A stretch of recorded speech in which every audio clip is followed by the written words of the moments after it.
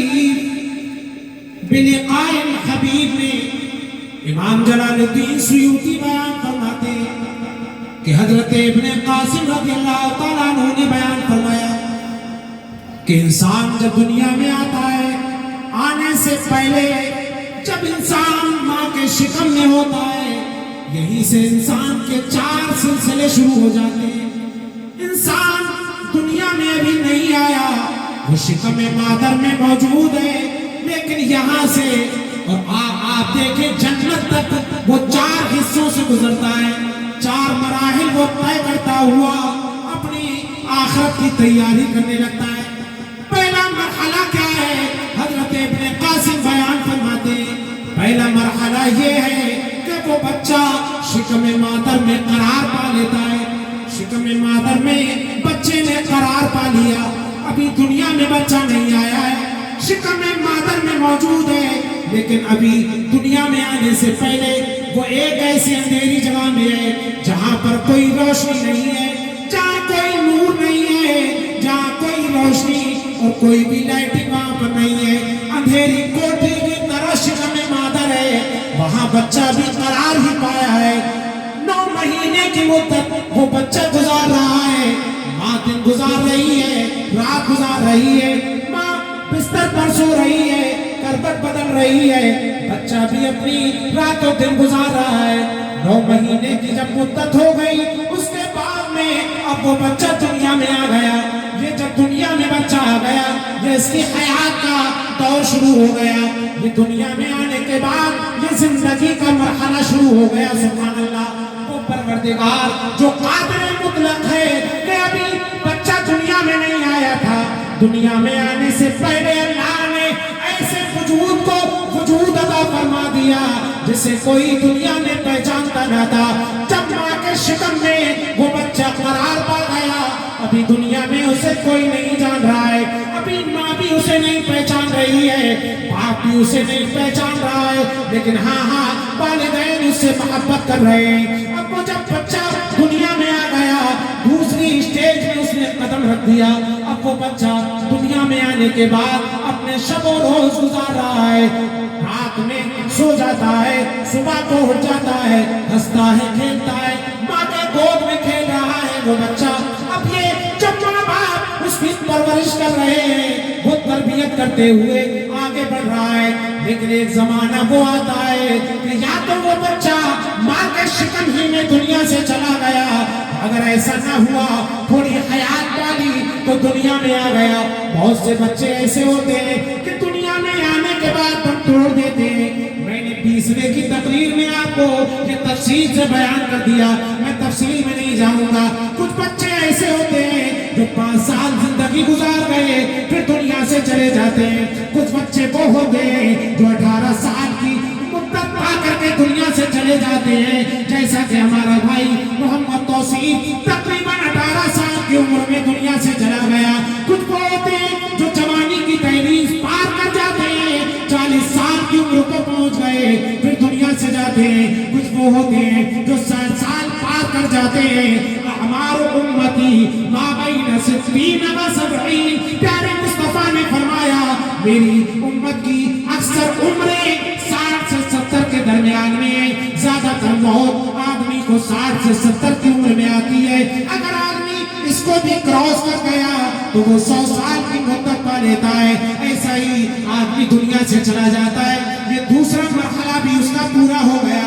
اب یہاں سے تیسرا مرحلہ شروع ہوتا ہے جسے موت کہتے ہیں. تیسرا مرحلہ یہاں سے شروع ہو گیا. یہ مرحلہ کیا ہے؟ پہلا مرحلہ شکم مادر کا ہے، دوسرا مرحلہ حیات کا ہے، زندگی کا ہے، تیسرا مرحلہ جب موت آ گئی تو عالم برزخ کا شروع ہو گیا. یعنی اب روح کا تعلق جو بدن سے جدا ہوا، جب تک روح کا تعلق بدن سے تھا تو آدمی زندہ تھا، اور جب روح نکل گئی تو آدمی اب مردہ ہو جاتا ہے. اب عالم حیات سے عالم برزخ میں وہ منتقل ہو گیا.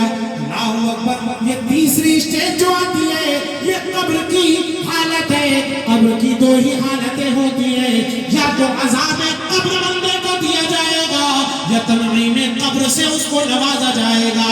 جو مومن بندہ دنیا سے گیا اپنے اعمال صالحہ کرتا ہوا جب وہ قبر میں پہنچ گیا تو فرشتے اس کے ساتھ میں بڑا اچھا سلوک کرتے ہیں. فرشتے اس کے لیے کہتے ہیں افرشو، اس کو جنتی لباس پہنا دیا جائے. سبحان اللہ. یعنی اب اگر اچھے کام کرتے ہوئے دنیا سے گیا ہے تو قبر میں اس کے لیے نعمتیں رکھی ہوئی ہیں، لیکن اگر دنیا میں صبر کر کے نہیں گیا، اعمال سوار کر کے، ایمان ساتھ لے کر کے نہیں گیا تو اب قبر کے اندر فرشتے گرز ماریں گے. عذاب قبر میں وہ عذاب قبر میں داخل کر دیا جائے گا. یہ تیسرا مرحلہ ہو گیا. اب یہاں سے ایک مرحلہ وہ آنے والا ہے کہ یہ عالم برزخ ختم کر دیا جائے گا. دوبارہ اللہ پاک اس بندے کو اس کے اعضائے اصلیہ پر اس کے بدن کو دوبارہ مرتب فرمائے گا. دوبارہ اس کو مرتب فرمائے گا. بے شک یہ بات حق ہے کہ مومن کو موت آتی ہے تو اس کا بدن مٹی نہیں کھاتی. مومن کا بدن مٹی نہیں کھاتی ہے، لیکن گناہگار ہے بدن مٹی ضرور کھاتی ہے اور ایسا کھا لیتی ہے کہ بدن اس کا گل جاتا ہے، بدن بندے کا سڑ جاتا ہے، کیڑے پڑ جاتے ہیں. لیکن بدن ختم ہونے کے بعد میں، مٹی میں ملنے کے بعد میں بھی کچھ ایسے اعضائے بدنیاں ہیں جو کبھی بھی فنا نہیں ہوتے.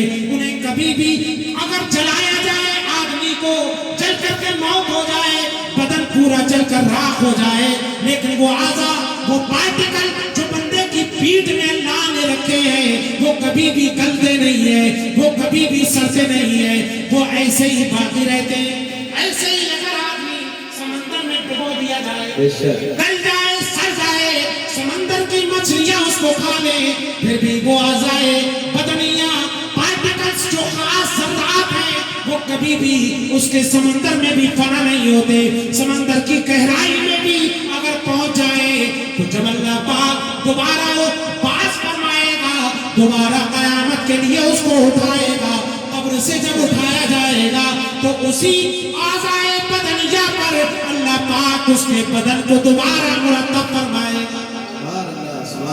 دوبارہ اللہ پاک اسی قبر سے پھر بندے کو اٹھائے گا.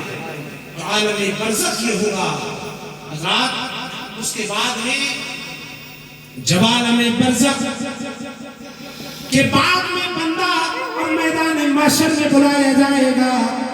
میدان محشر میں جب نفسی نفسی کا عالم ہوگا، باپ بیٹے سے دور جا رہا ہوگا، بیٹی ماں سے دور بھاگ رہی ہوگی، ایسے عالم میں جب میدان حشر قائم ہوگا، یہ اس بندے کا چوتھا مرحلہ ہوگا. یعنی اس میں کامیابی کے بعد میں ہمیشہ ہمیشہ جنت میں داخل کر دیا جائے گا. یا اگر مومن گناہگار ہوگا تو پہلے اسے جہنم میں داخل کیا جائے گا، پہلے جہنم میں جائے گا. یہ اللہ کا کرم اور فضل ہوگا کہ اپنے پیارے حبیب کے ذریعے، ان کی شفاعت کے ذریعے کچھ اپنے بندوں کو بلا حساب و کتاب اللہ پاک معاف فرمائے گا. یہ تو اس کا کرم ہوگا. جسے چاہے گا معاف فرمائے گا، جسے چاہے گا اس کی گرفت فرمائے گا. تو پہلے اسے جہنم میں سزا کو بھگتنا ہوگا. یہ ہمارے بھائیوں، سنی مسلمان جوکھنپور کے غیور بھائیوں، ہم آپ سے ہمیشہ یہ نہیں کہتے کہ آپ صرف مصطفیٰ کی شفاعت پر بھروسہ کر کے اپنی نمازوں کو ترک کرتے رہیے. ہم آپ سے کبھی یہ نہیں کہتے مصطفیٰ کی شفاعت پر بھروسہ کرنے کے بعد جان بوجھ کر روزوں کو چھوڑ دیجئے. کبھی ہم یہ نہیں کہتے. ناظرین سنت دامت اللہ العالی بھی ہمیشہ آپ کو عذاب قبر سے ڈراتے بھی آئے اور شفاعت مصطفیٰ کی حدیثیں سناتے بھی. یعنی آپ یہ نہیں ہونا چاہیے کہ صرف آپ شفاعت کی حدیثیں سن کے نڈر ہو جائیں. نہیں، یہ ہونا چاہیے کہ صرف بندہ ڈرتا رہے اور حضور کی شفاعت کا انکار کرتا رہے جیسا کہ بات بھی کرتے ہیں. یہ بھی نہیں ہونا چاہیے. اعلیٰ حضرت اس کی ترجمانی کس پیارے شعر میں کرتے ہیں: دل عبس خوف سے پتا سا اڑا جاتا ہے. یعنی خوف الہی کا یہ عالم کہ بندہ نماز بھی پڑھتا رہے اور اللہ سے ڈرتا بھی رہے. خوف الہی کا یہ عالم کہ مصطفیٰ کی شفاعت پر ایمان بھی لاتا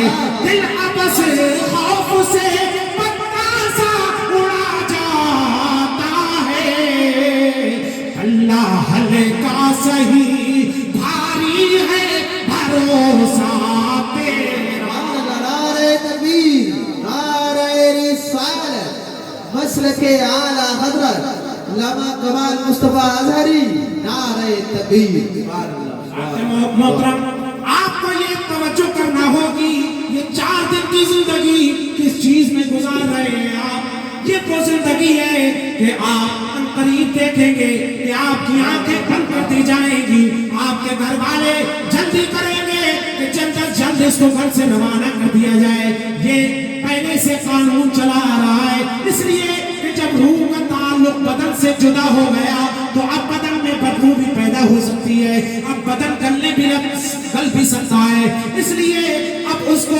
قبرستان کے لیے روانہ کر دیا جائے گا لیکن یاد رکھنا اس وقت بھی آپ اپنی آنکھیں بند ہونے کے بعد میں ایسا نہیں ہوگا اس وقت بھی آپ کو یہ یاد دلایا جائے گا اے بندے تیرا تعلق جب تیری روح سے تھا تب تو محسوس کرتا تھا چیزوں کو چھو لیا کرتا تھا چیزوں کو پہن لیا کرتا تھا چیزوں کو کھا لیا کرتا تھا لیکن آج جب ہم نے تیرے بدن سے تیری روح کا تعلق توڑ دیا ہے تو آج بھی تو اپنے ہی آنکھوں سے دیکھ رہا ہے تیرے گھر والے جو تجھے بے پناہ محبت کرتے تھے تیری ماں جو تجھے اپنے ہاتھ پر سلایا کرتی تھی تیرا باپ جو تیرے سر پر دست شفقت رکھتا تھا تیری بہنیں جو تیری آنکھوں میں سرما لگایا کرتی تھی آج وہی لوگ تجھے اپنے گھر سے روانہ کرنے پر مجبور ہو رہے ہیں اور ایسا نہیں ہے کہ بندہ پہچانتا نہیں ہے بندہ ہر ایک کو پہچانتا ہے امام جلال الدین سیوطی نے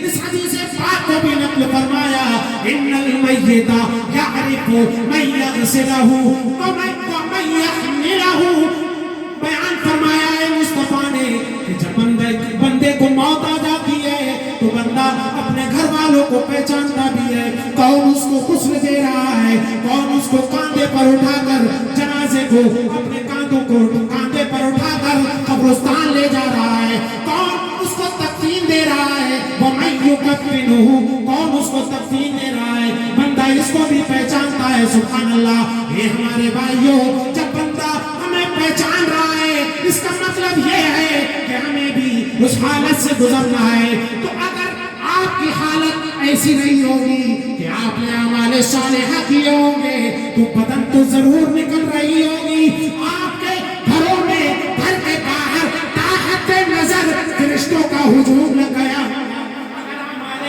صالحہ کیے ہوں گے حضرت ملک الموت تنہا نہیں آئیں گے ان کے ساتھ فرشتوں کی بڑی جماعت ہوگی جسے دیکھ کر کے بندہ خوش ہو جائے گا وہ حسین و جمیل فرشتے ہوں گے سفید لباس کے اندر ہوں گے دیکھ کر کے مردہ گھبرائے گا نہیں بلکہ اب ایمان دنیا سے لے کر کے جا رہا ہے تو اب گھبرائے گا نہیں اس لیے کہ جب روح نکلتی ہے تو کسی دنیا دار کا چہرہ سامنے نہیں ہوتا بندہ مومن کے سامنے مصطفیٰ مدینے کے تاجدار کا چہرہ مصطفیٰ کا چہرہ سامنے ہوتا ہے مصطفیٰ سامنے تشریف فرمائے سبحان اللہ گاڑی تو نہیں ہو رہی تقریر میں بہت جلدی اپنی تقریر سمیٹ رہا ہوں ہمارے بھائی کا بڑا اچھا بیان حضرت بھی تشریف لائے محمد مصطفیٰ بھائی میں بہت جلدی بات ارے نہیں ہم لوگ بھی ہیں ماشاءاللہ بہت اسی لیے میں سوچ رہا ہوں کہ جو بات میں بیان کرنا چاہ رہا ہوں اس کو جلدی بیان کر کے رخصت ہو جاؤں بس آپ اپنی سماعتوں کو اور اپنے ذہن کو بھی تھوڑا سا جلدی کام کر لیں رات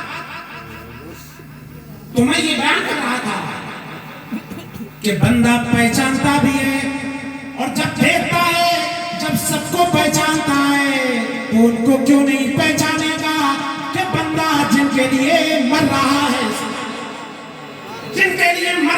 بندہ ان کو کیوں نہیں پہچانے گا لیکن یاد رکھنا وہ پیارے مصطفیٰ جن کے لیے آدمی دنیا سے جانا پسند کرتا ہے کہ دنیا میں مصطفیٰ کا دیدار نہیں کر پایا تو کم سے کم قبر میں پہنچ جاؤں گا اور قبر سے پہنچنے سے پہلے پیارے مصطفیٰ کا چہرہ سامنے ہو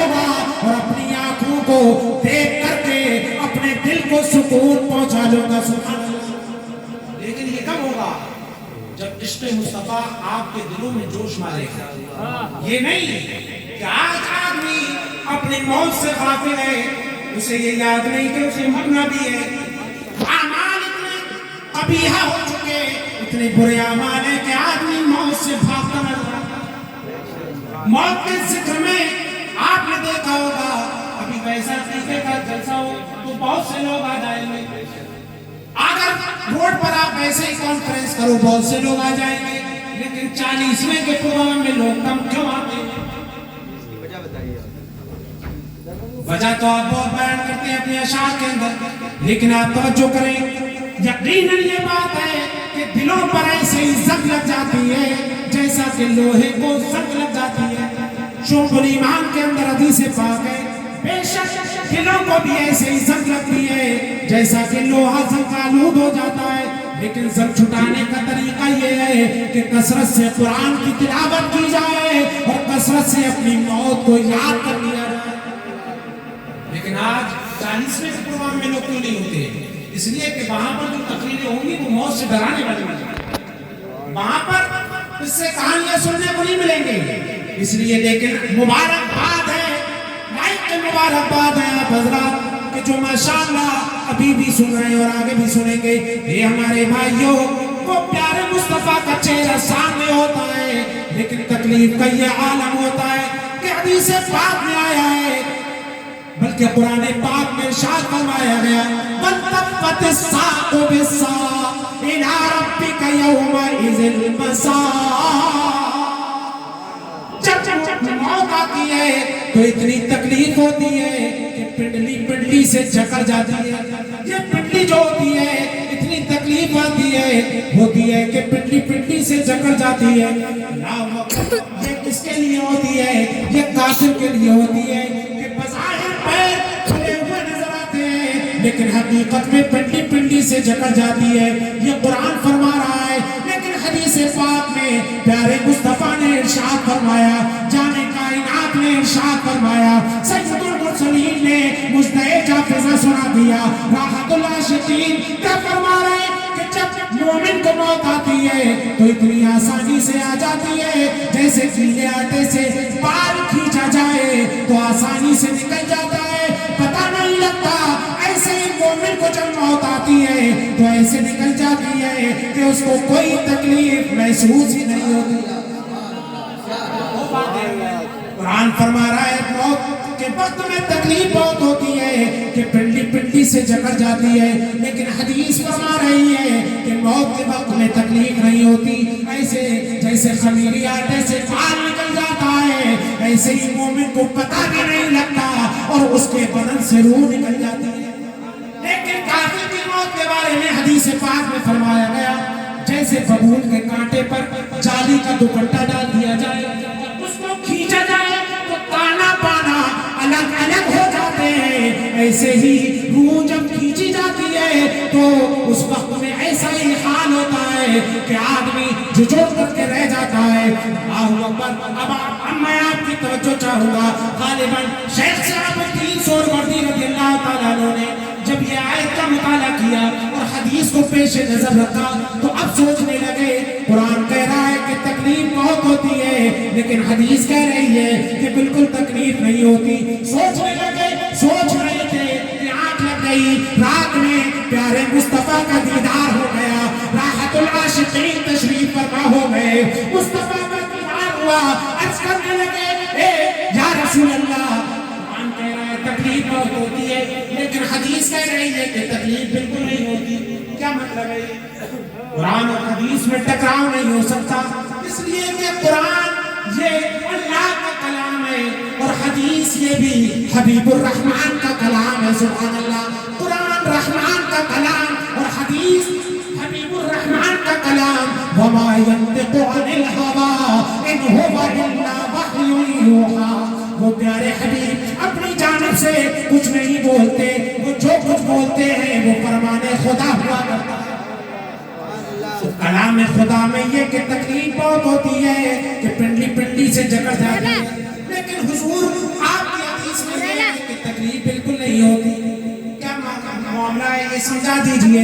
मुस्तफा ने इरशाद फरमाया, ये मेरे जाने साहब, इसका जवाब तुम्हें सूरह यूसुफ में मिल जाएगा। सूरह यूसुफ की तिलावत करने लगे और जब इस आयत में पहुंचे तो जवाब मिल गया कि जब मिस्र की औरतों ने हजरत यूसुफ का दीदार किया, निगाहें हजरत यूसुफ पर जम गई, तो उन्होंने क्या बात किया था? अजीज मिस्र की बीवी हजरत जुलेखा, जिन्हें हजरत जुलेखा भी कहा जाता है, उन्होंने जब हजरत यूसुफ का दीदार कर लिया, उसमें यूसुफ पर दिल दे बैठी और सारे मिस्र के अंदर उनकी ये रसवाई होने लगी कि बादशाह अजीज मिस्र की बीवी गुलाम पर दिल दे बैठी है। सारे जगह जब उनका ये चर्चा होने लगा तो हजरत जुलेखा ने सारे मिस्र की हसीनाओं को जमा कर लिया। मिस्र की हसीनाएं जमा कर ली गई और कहा गया, एक हाथ में तुम्हारे नींबू दिया जाता है, दूसरे हाथ में चाकू दिया जाता है। जब हजरत यूसुफ आएंगे, दरबार में आएंगे, तुम्हें इशारा किया जाएगा, फौरन अपने नींबू को काटने लगना। अल्लाहू अकबर, सारा प्लान मुरतब हो गया। अब हजरत यूसुफ जब दरबार में पेश हुए, सारी हसीनाएं हजरत यूसुफ को देख भी रही थी और नींबुओं को काट रही थी। नींबू कट गए, अब बारी उंगलियों की आ गई, उंगलियां कट गई। अब देखें आप, उंगलियां कट गई, लेकिन मिस्र की औरतों को पता नहीं लगा। खून चालू हो गया, लेकिन मिस्र की औरतों को पता नहीं लगा।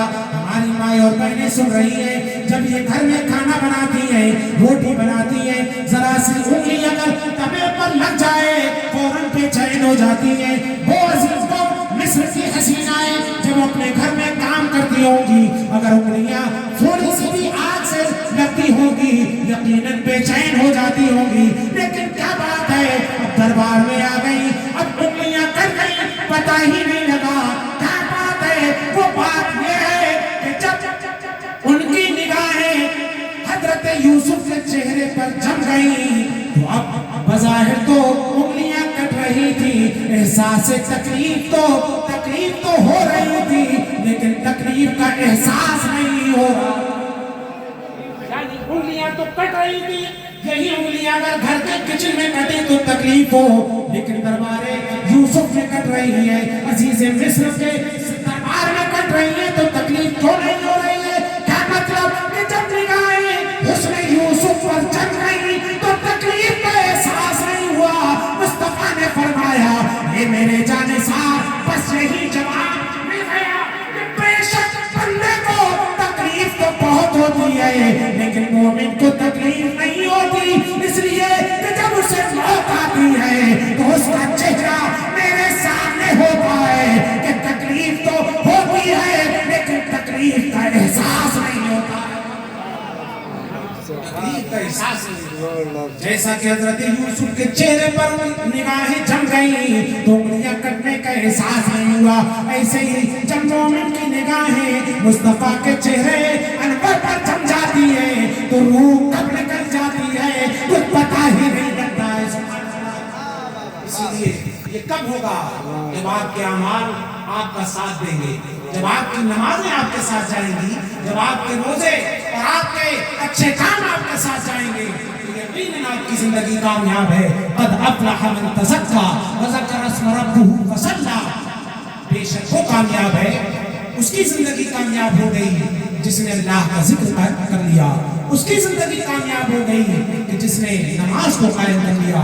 है हमारे भाइयों, इन्हीं चीज़ों पर अमल करने की ज़रूरत है। 40वें का प्रोग्राम होना सिर्फ इसलिए नहीं कि साहिब खाना का जिक्र कर लिया जाए कि उनको कैसे थे ये नहीं, उनको बयान करने के बाद वो चीज़ें कुरान और हदीस की बयान की जाए जिससे कि घर वाले भी इबरत पकड़ें और सामने सुनने वाले सामने हासिल करें। इंशाअल्लाह जब इसके मुताबिक आपकी ज़िंदगी गुजरेगी, यकीनन ये समझ लीजिए कि आला हज़रत रज़ियल्लाहु तआला अन्हु ने क्या फरमाया है, लहद में इश्क़ रुख़े शाह का नाम लेके चले, अंधेरी रात सुनी थी चराग लेके चले। अल्लाह पाक इसी पर हमें अमल करने की तौफीक अता फरमाए। मेरे कहने में जो गलती हुई हो अल्लाह पाक उसे माफ़ फरमाए। अस्तग़फिरुल्लाह रब्बी मिन कुल्लि ज़ंबिन व अतूबु इलैहि व आखिरु दअवाना अल्हम्दुलिल्लाहि रब्बिल आलमीन। अस्सलाम वालेकुम।